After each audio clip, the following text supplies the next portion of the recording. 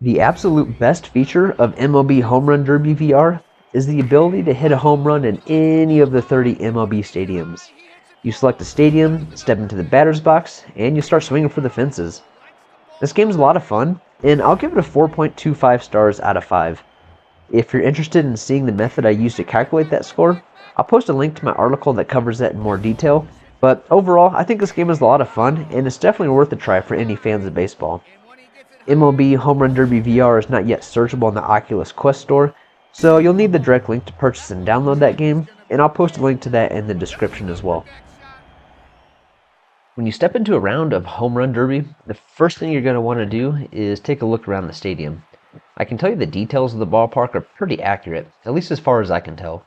For example, I've been to Coors Field maybe 30 or 40 times in 10 years that I've lived around the Denver area, and I gotta say I'm pretty impressed with the level of detail that went into making this virtual ballpark.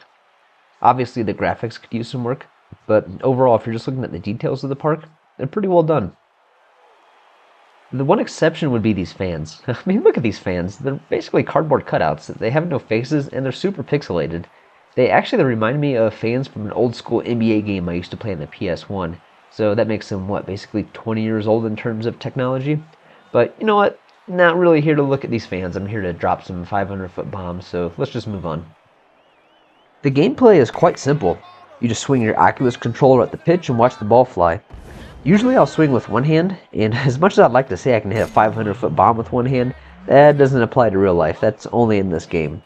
But that means the game gives you enough power, but the bat speed and timing of the pitch are still big factors in hitting home runs. In my opinion, the developers did a really good job of making sure it's not too easy to hit a home run, but still easy enough to hit a home run. If you're too late or too early, the ball goes foul. If you swing too softly, the ball does not go out of the park. And I think it's these factors that'll give you just enough of a challenge to keep this game interesting. Scoring is also pretty simple. Your score is calculated based on how far you hit the ball. Even if the ball is not a home run, you'll get points as long as the ball is fair.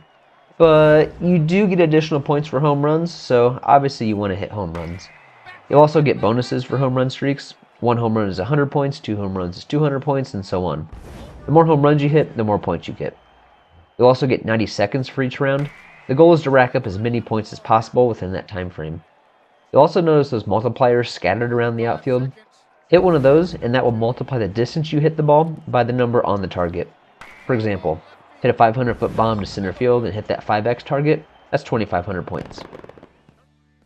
Another cool feature of this game is the multiplayer option that lets you play against other people. You'll both be able to bat at the exact same time, and you'll be able to see exactly where your opponent is hitting the ball. If there aren't enough players online, you'll have the option to play against a bot. So far I've only been able to play against bots, which is still fun, but the multiplayer option is what I'm really looking forward to once more people start playing this game.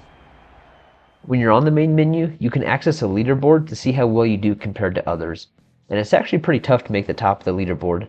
The highest I've gotten is 17th place, and in that round I think I hit every pitch except one for a home run, and one of those home runs was the 5x multiplier.